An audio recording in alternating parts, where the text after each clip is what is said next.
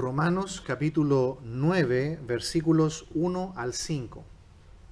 Verdad digo en Cristo, no miento, y mi conciencia me da testimonio en el Espíritu Santo, que tengo gran tristeza y continuo dolor en mi corazón, porque deseara yo mismo ser anatema, separado de Cristo por amor a mis hermanos, los que son mis parientes según la carne, que son israelitas, de los cuales son la adopción, la gloria, el pacto, la promulgación de la ley, el culto y las promesas,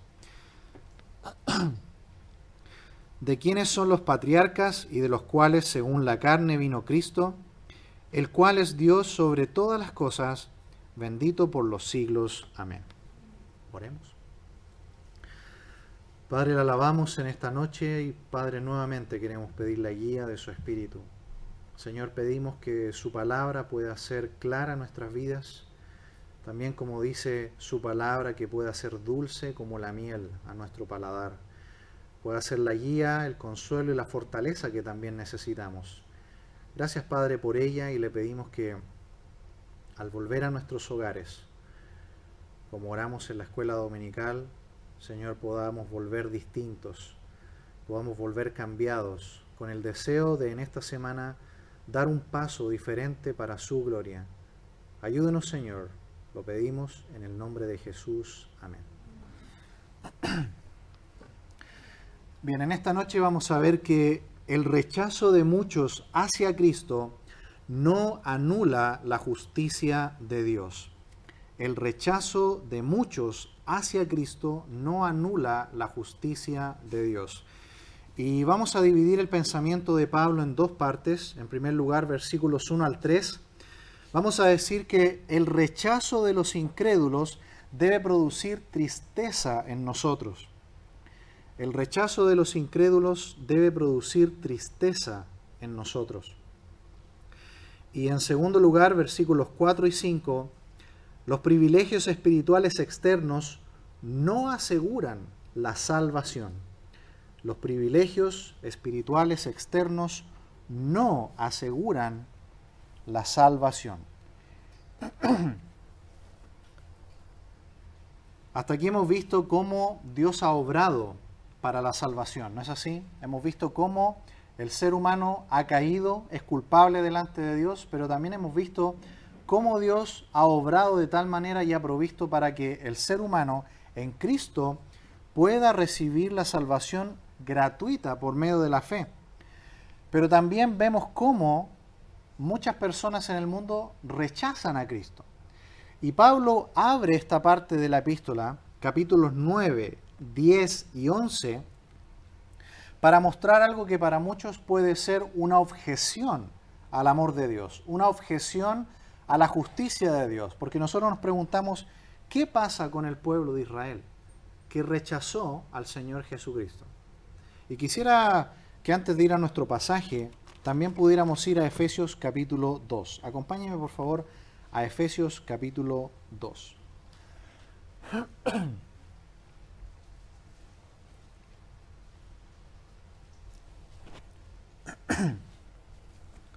Efesios capítulo 2, versículo 11.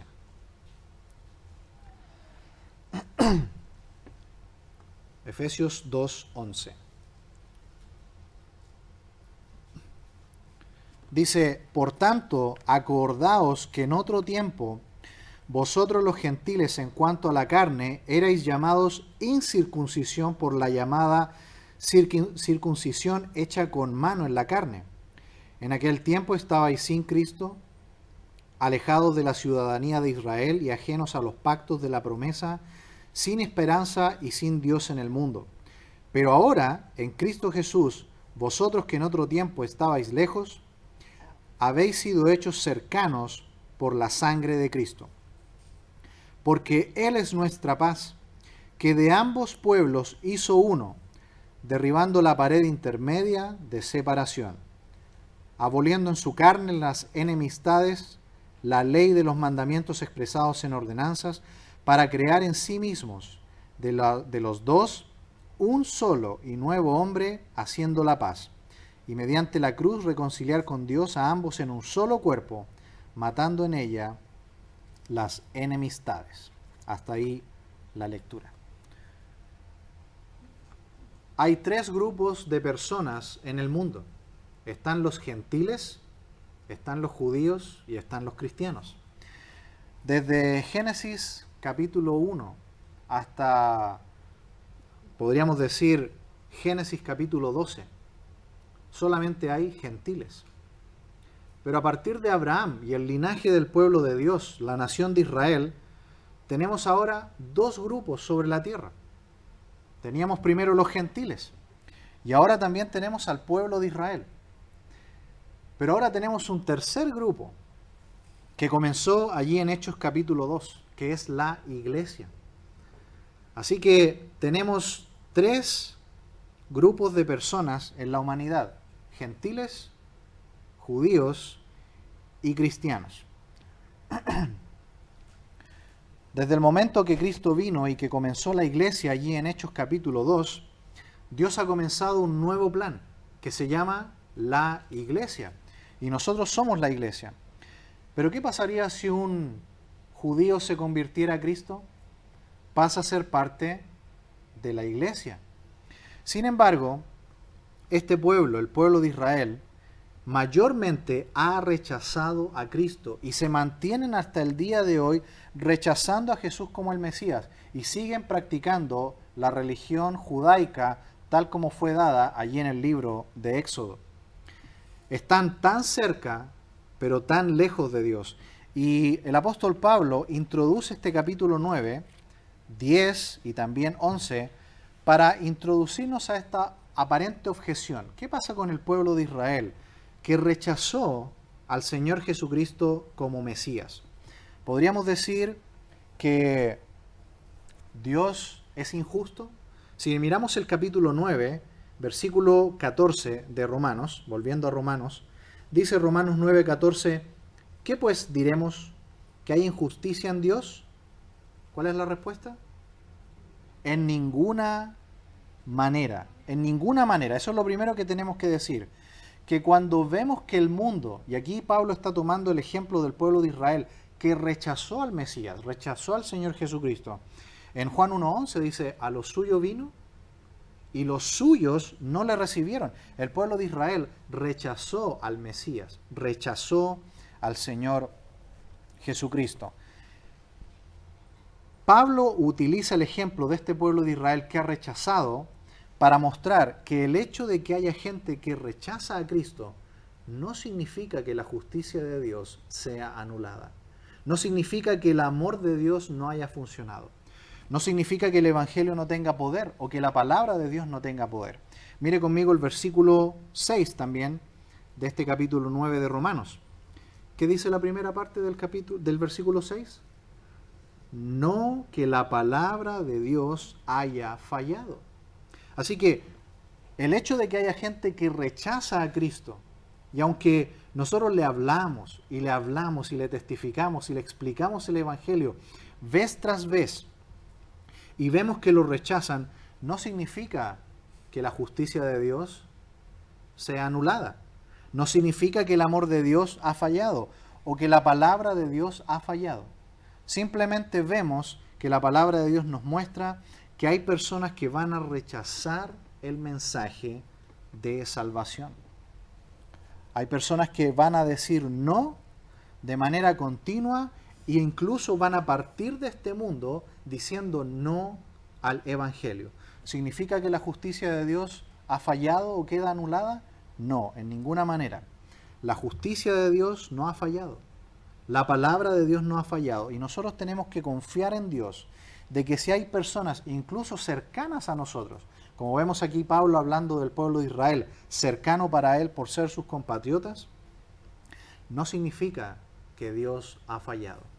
Debemos confiar en la soberanía de Dios, que aquellas personas, si rechazan, un día darán cuenta a Dios por haber dicho sistemáticamente que no a la invitación del Evangelio, a la invitación a la salvación. Así que en estos primeros 3 versículos vamos a ver que el rechazo de los incrédulos debe producir tristeza en nosotros. ¿Hay tristeza en su corazón en este momento por personas que usted les ha hablado y no responden? ¿Sabe que esa tristeza es buena y es bíblica?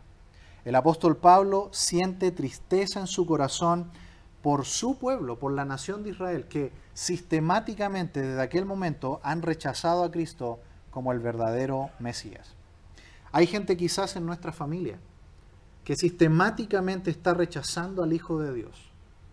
Y hay tristeza en nuestro corazón por eso. Confiemos en la obra de Dios y en la soberanía de Dios. No es nuestra culpa que ellos rechacen. Y ellos un día enfrentarán el justo juicio de Dios. Pero mientras tanto, sigamos pidiendo, rogando por ellos. No debemos desmayar, así como Dios no descansó por nosotros y nos esperó hasta que un día nosotros nos arrepentimos, el Señor también puede hacer esa obra en ellos. Así que, mientras tanto que hay oportunidad, como cantábamos recién, tengamos esperanza. Dios puede hablar y obrar en ellos. Pero por mientras, la tristeza no es algo malo. De hecho, debemos sentirla por aquellos que aún rechazan a Cristo. Miremos el versículo 1. Verdad digo en Cristo, no miento, y mi conciencia me da testimonio en el Espíritu Santo, que tengo gran tristeza y continuo dolor en mi corazón. Como ya hemos leído el pasaje completo, esta tristeza y este dolor, ¿por qué es? Por el rechazo de tantos del pueblo de Israel que no han querido creer en Cristo. Por supuesto que hay muchos hebreos a través de la historia que han creído en Cristo. Pero en ese tiempo, la mayoría del pueblo de Israel, a pesar de que vieron las señales, vieron al Señor Jesucristo que cumplía con las señales mesiánicas, ellos decidieron rechazarle. En nuestro corazón, esta tristeza es bueno que esté. Es una señal del mismo corazón de Dios en nosotros. Pensemos en nuestro Señor Jesucristo.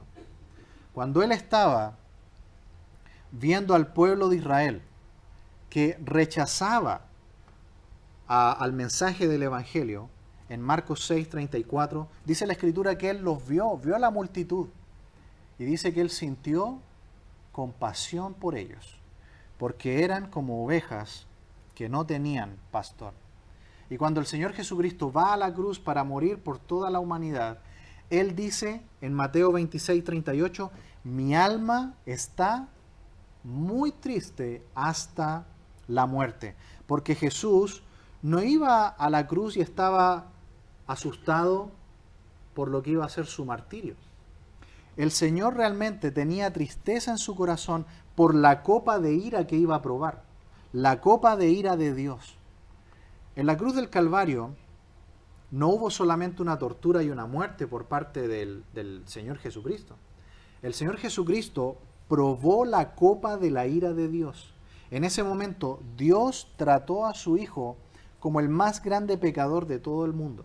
Porque recordemos que sobre Jesús fue cargado, ¿cuánto pecado? El pecado de todos nosotros, dice Isaías 53. Jehová cargó en él el pecado de todos nosotros. Así que Jesús sentía tristeza y se conmovían sus entrañas cuando veía al pueblo de Israel incrédulo. Sí. ¿Sentía pena, compasión y misericordia en su corazón por ellos? Sí. Y estaba triste hasta la muerte en el momento de ir a la cruz para probar la copa de la ira de Dios por todos nosotros.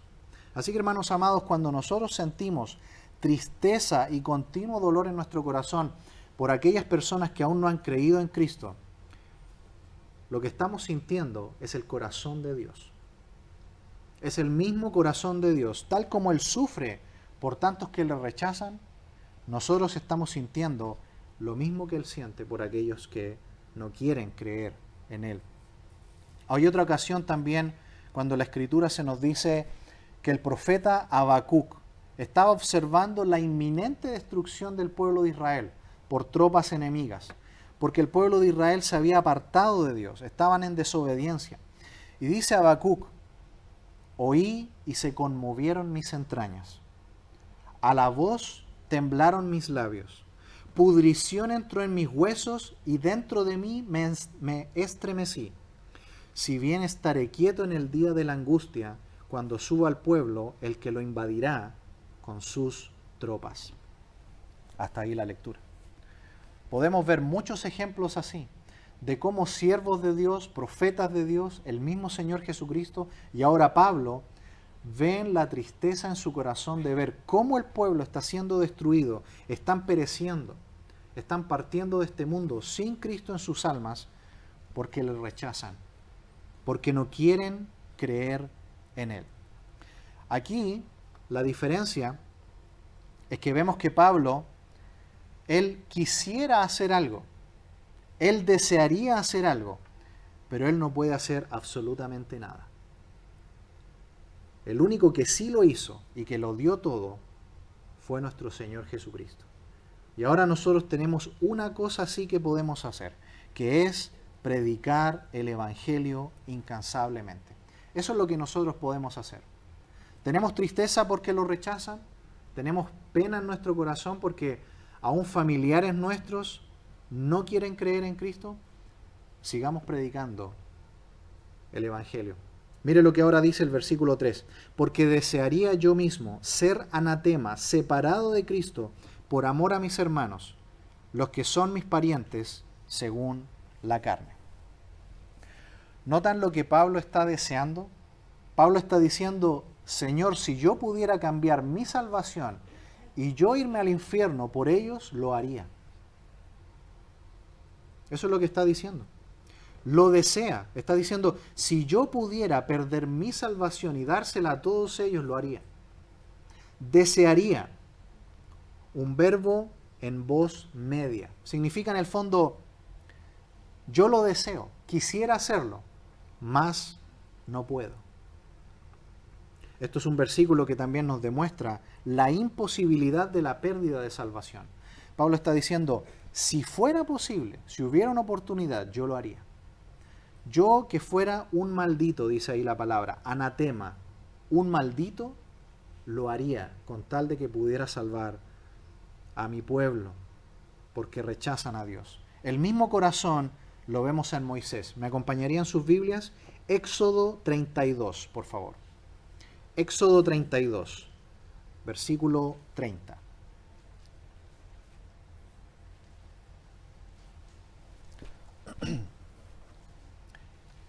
Más o menos para conocer el contexto de lo que estaba pasando.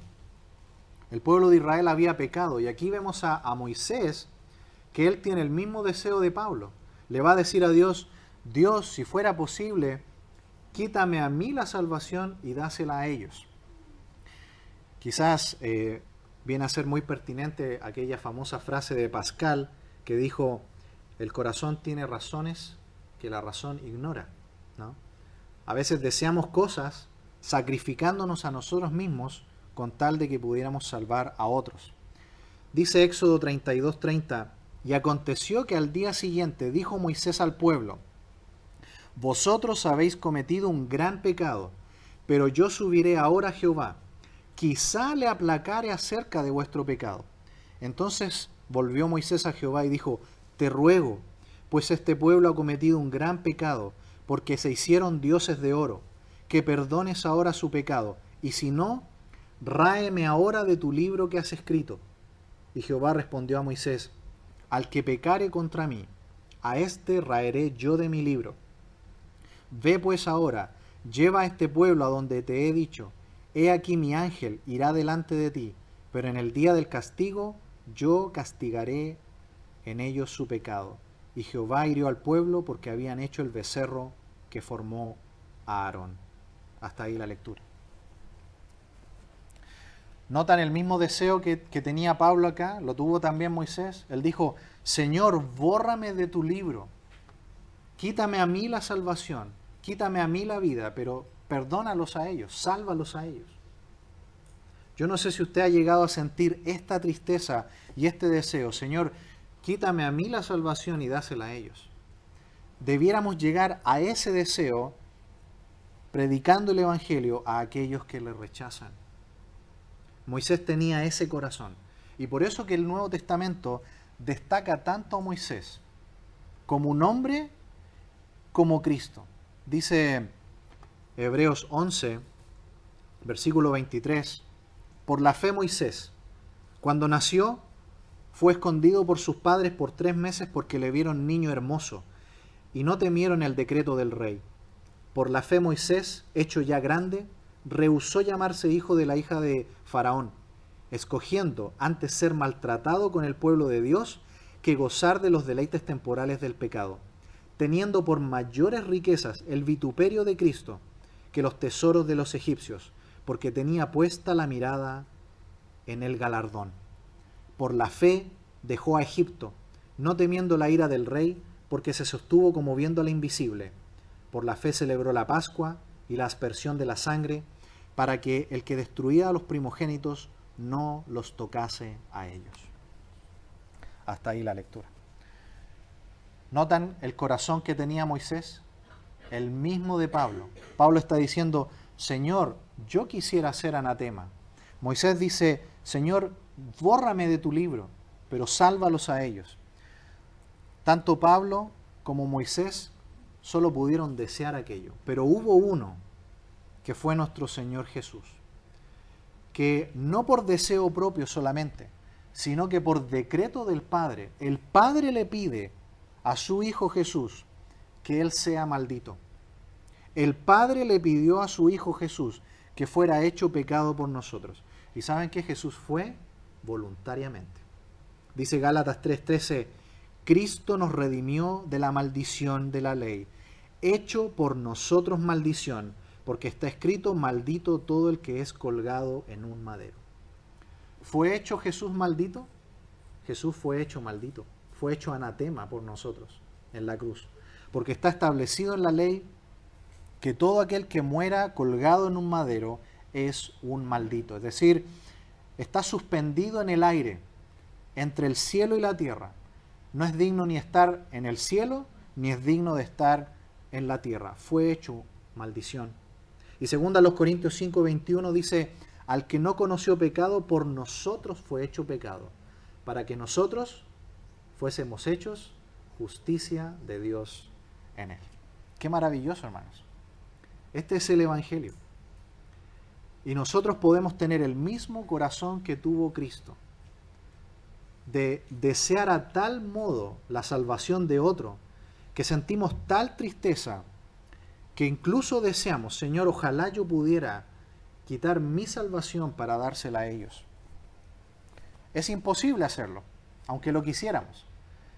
Pero si tuviéramos ese deseo, ese es el corazón de Dios, que dio a su propio Hijo con tal de rescatarnos a nosotros.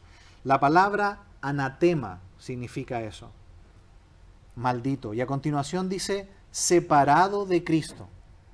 Pablo nuevamente está pidiendo un imposible, porque dice la Escritura que cuando nosotros nos unimos a Cristo, somos un espíritu con Él. Pero aquí Pablo está diciendo, yo estoy dispuesto a morir espiritualmente, a ser separado de Cristo, con tal de que ellos sean salvos. ¿No fue el deseo que tuvo Jesús al recitar desde la cruz el Salmo 22? Dios mío, ¿por qué me has desamparado? En ese momento Jesús supo lo que es la muerte espiritual, la copa de la ira de Dios.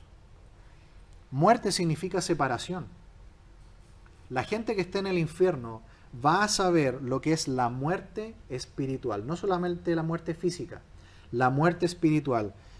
Muerte espiritual significa separación con Dios, ausencia permanente de Dios. Hoy día la gente que no tiene a Cristo, por lo menos disfruta de la benevolencia de Dios. Aún la gente que rechaza a Cristo, disfrutan día a día de la benevolencia de Dios. El mismo Señor Jesús dijo que Él hace llover sobre justos e injustos, y su benevolencia está todo el tiempo por ellos. El Espíritu Santo todos los días está obrando en el corazón de los incrédulos, tratando de convencerles de pecado, de justicia y de juicio. Hoy todavía hay oportunidad. Pero el día que mueras, dice Hebreos 9:27, está establecido para los hombres que mueran una sola vez y después el juicio. No hay más oportunidad después. Sigue diciendo Pablo, por amor de mis hermanos. Este es el amor que tienen los hijos de Dios por aquellos que Él dice, mis parientes según la carne. Él está rogando por todos los del pueblo de Israel que rechazan a Cristo. Hemos visto en este primer punto, versículos 1 al 3, que el rechazo de los incrédulos debe producir tristeza en nosotros. No debemos ser indiferentes a la incredulidad de aquellos. Debemos sufrir por ellos y orar por ellos, incluso con lágrimas en nuestros ojos, rogando al Señor todos los días por ellos, que puedan creer en Cristo, que puedan arrepentirse de sus pecados. El Señor puede tener misericordia, como lo tuvo con nosotros. El Señor tuvo paciencia con nosotros también. Y un día nosotros le conocimos y el Señor desde aquel día selló nuestras vidas y somos sus hijos. Lo puede hacer también con ellos. Suframos por ellos y sigamos pidiendo por ellos. En segundo lugar, vamos a ver en los versículos 4 y 5 que los privilegios espirituales externos no aseguran la salvación. A continuación, Pablo aquí va a enumerar una serie de privilegios que el pueblo de Israel, y solo el pueblo de Israel tiene. Y a pesar de eso, muchos de ellos rechazan a Cristo. Usted puede hablar hoy día con judíos y hablar con ellos, y le van a dar su explicación de por qué ellos creen que el Mesías, que Jesús no es el Mesías, que Jesús es un falso profeta y un impostor. Veamos los privilegios que ellos tienen. Versículo 4. Que son israelitas, de los cuales son la adopción, la gloria, el pacto, la promulgación de la ley, el culto y las promesas. En primer lugar dice que ellos son israelitas, es decir, son del linaje de Abraham, escogido por Dios. ¿Qué más? Tienen la adopción. Saben que Dios ve a su pueblo Israel como su hijo primogénito. Dice Éxodo 4:22, Dios dándole indicaciones a Moisés de cómo tenía que hablarle cuando fuera al faraón. Dice Éxodo 4:22, dirás al faraón, Jehová ha dicho así, Israel es mi hijo, mi primogénito. Yo te he dicho que dejes ir a mi hijo para que me sirva, mas no has querido dejarlo ir. He aquí, yo voy a matar a tu hijo, tu primogénito. ¿Qué le mandó a decir Dios al faraón? Que si él no dejaba ir a su hijo, él iba a matar a su hijo. ¿Quién es el hijo de Dios? Israel. Por eso dice acá, de ellos es la adopción. Por ellos vino la adopción al mundo, la salvación al mundo. Qué gran privilegio. Pero no creen en Cristo. Sigue diciendo allí también la gloria. ¿Quiénes fueron los que vieron la gloria de Dios por primera vez? Fue el pueblo de Israel. Durante el tiempo en Egipto, vieron las plagas, vieron el poder de Dios. Cuando fueron en el desierto, una nube gloriosa les seguía, día y noche, era la gloria de Dios. Luego en el arca del pacto, luego en el tabernáculo y luego en el templo. Qué privilegio que tuvieron. Pero eso no impidió que tuvieran un corazón duro y rebelde y no creyeron y no aceptaron al Señor Jesús cuando apareció. Daniel capítulo 7 nos habla de un Mesías glorioso, poderoso, triunfante, pero Isaías 53 nos habla de un Mesías que muere. ¿Qué hacían los del pueblo de Israel al leer estos dos pasajes? Tenían que doblar la interpretación de uno y interpretaron que Isaías 53 realmente no se refiere al Mesías, se refiere a Israel sufriendo. Nosotros que vivimos de este lado de la historia, compaginamos perfectamente Daniel 7 e Isaías 53. Pero ellos no lo pueden ver, no pueden creer que el Mesías tenía que morir. Sigue diciendo también el pacto. Literalmente, la palabra está en plural. Los pactos, dice el griego, porque son varios pactos, con Abraham, con Moisés, con David, pero sin duda el más impactante es con Abraham en Génesis 12. Dios le dice, Jehová había dicho a Abraham, vete de tu tierra y de tu parentela y de la casa de tu padre a la tierra que te mostraré, y haré de ti, ¿qué cosa? Una nación grande, y te bendeciré, y engrandeceré tu nombre y serás bendición. Bendeciré a los que te bendijeren, y a los que te maldijeren maldeciré, y serán benditas en ti todas las familias de la tierra. Qué gran privilegio tiene el pueblo de Israel.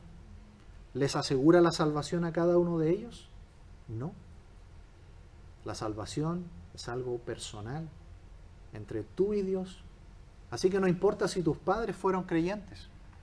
No importa si naciste en una iglesia. ¿Has creído en Cristo como tu Señor y Salvador personalmente? El pueblo de Israel estaba rodeado de todos estos privilegios. Sin embargo, una gran parte de ellos han rechazado al Señor Jesucristo. ¿Qué más? La promulgación de la ley. ¿Quién recibió las tablas de los 10 mandamientos? El pueblo de Israel en el Sinaí. Los mandamientos no salvan, pero los mandamientos nos guían a Cristo, ¿cierto? Porque los mandamientos nos muestran lo pecadores que somos y que no los podemos cumplir. Así que se cumple lo que dijo anteriormente Pablo en el capítulo 7 de Romanos, en el versículo 12. De manera que la ley a la verdad es santa y el mandamiento santo, justo y bueno. Pero ¿qué hicieron los del pueblo de Israel? Se extraviaron. Y tomaron la ley y los mandamientos y dijeron, nos vamos a salvar cumpliendo los mandamientos. ¿Qué error más grande? El fin del camino de la ley es Cristo. Eso lo vamos a ver en el capítulo 10. Lo que hacen los mandamientos es mostrar cuán pecador soy porque no los puedo cumplir. Y te va guiando a que la salvación es solamente por gracia, no por obras. ¿Qué más? El culto. Todo el sistema sacrificial levítico de animales apuntaba a qué cosa, era sombra de qué cosa. Del Mesías venidero, del Señor Jesucristo, del Cordero de Dios que iba a venir un día. Las promesas. Y así podemos seguir. Versículo 5. De quienes son los patriarcas y de los cuales según la carne vino Cristo, el cual es Dios sobre todas las cosas, bendito por los siglos. Amén. ¿Qué más tiene el pueblo de Israel? Los patriarcas, literalmente los padres, Abraham, Isaac y Jacob, que representan la fidelidad de Dios. Todos casados con mujeres que no podían tener hijos. Todos que tuvieron milagros en su vida, cosas que eran imposibles, que solamente Dios podía hacer, representan la fidelidad de Dios. De que Dios, así como fue con Abraham, con Isaac y con Jacob, iba a preservar a su pueblo Israel hasta que llegara el Mesías. Por eso que a continuación dice, de los cuales vino, según la carne, Cristo. ¿Cuál es el privilegio más grande que tiene el pueblo de Israel? Que de su linaje, de su familia, vino el Mesías, el Salvador del mundo. Y a pesar de eso, de estar tan cerca, tantos de ellos están tan lejos. Como puede ver, hermano amado, en esta noche la salvación es algo individual. ¿Has creído en Cristo como tu Señor y Salvador? ¿Has realmente reconocido que eres pecador y que vas al infierno si no tienes a Cristo? ¿Le has pedido perdón por todos tus pecados y le has pedido la salvación por gracia, por medio de la fe? Quizás has crecido en la iglesia. Quizás tus padres, tus abuelos y más atrás han sido creyentes. Pero eso no te da automáticamente la salvación. La salvación es algo delante tuyo con Dios. Y vemos que de ellos vino el mismo Dios hombre. Pero gran parte del pueblo de Israel ha rechazado al Señor Jesucristo. Y aquí hay una declaración de divinidad de Cristo realmente extraordinaria. Dice, el cual es Dios sobre todas las cosas. Quiere mostrarle a alguien un versículo donde claramente dice que Jesús no es solamente un hombre, sino que es Dios mismo, es este. El cual es Dios sobre todas las cosas. Él es Dios encarnado y vino a morir por ti y por mí. Un día el pueblo de Israel va a reconocer a Jesús y van a decir sí, realmente era el Mesías. Pero será al final de los tiempos, al final de la gran tribulación, cuando el Mesías vuelva en la segunda venida. Dice Zacarías 12:10, y derramaré sobre la casa de David y sobre los moradores de Jerusalén espíritu de gracia y de oración. Y mirarán a mí, a quien traspasaron, y llorarán como se llora por hijo unigénito, afligiéndose por él como quien se aflige por el primogénito. Un día esa generación del pueblo de Israel va a ver al Señor Jesús, va a ver al Mesías nuevamente, esta vez en su segunda venida. Y ese día sí van a creer, y van a llorar, y se van a afligir por el que traspasaron, por aquel que murió. Pero ¿y hoy? Tantos hay que aún no han creído en Cristo. Debemos seguir orando por ellos. Hemos visto, hermanos amados, en esta noche que el rechazo de muchos hacia Cristo no anula la justicia de Dios. ¿Debemos estar tristes por ellos? Sí. Vimos en el versículos 1 al 3 que el rechazo de los incrédulos debe producir tristeza en nosotros. Sigamos insistiendo con el Evangelio. Es poder de Dios para salvación. No desmayemos. Sigamos contándoles acerca de Cristo y la salvación. Y tengamos en cuenta también lo que vimos en los versículos 4 y 5. Los privilegios espirituales externos no aseguran la salvación. No nos confiemos. Hablo a los padres, a nosotros que tenemos niños pequeños. No pensemos que son automáticamente salvos. Ellos necesitan escuchar el Evangelio vez tras vez, explicárselos. Y un día ellos mismos van a tener que recibir a Cristo como su Señor y su Salvador. El rechazo de muchos no anula la justicia de Dios y tampoco su amor. Él sigue amando al mundo y que nosotros seamos una herramienta de ese amor. Sigamos predicando de Cristo. Vamos a orar. Padre, le alabamos en esta noche y rogamos, Señor, por todos aquellos que aún siguen rechazando a Cristo. Señor, gracias porque esa tristeza que sentimos por ellos es parte del corazón de Cristo por ellos. Señor, ayúdanos a no desmayar, a seguir predicando, a seguir orando por ellos. Y, Señor, a entender que ninguna cosa externa es garantía de nada. Vimos cómo el pueblo de Israel está tan cerca, pero, Señor, tan lejos al mismo tiempo, tantos de ellos. Y rogamos, Señor, por el pueblo de Israel. Señor, esparcidos por todo el mundo y hoy en una pequeña nación, allí en el mediano oriente. Rogamos, Señor, por ellos, que ellos también puedan escuchar de Cristo, que solamente Él les puede salvar y que Él es el Mesías. Señor, lo agradecemos todo en el nombre de Jesús. Amén.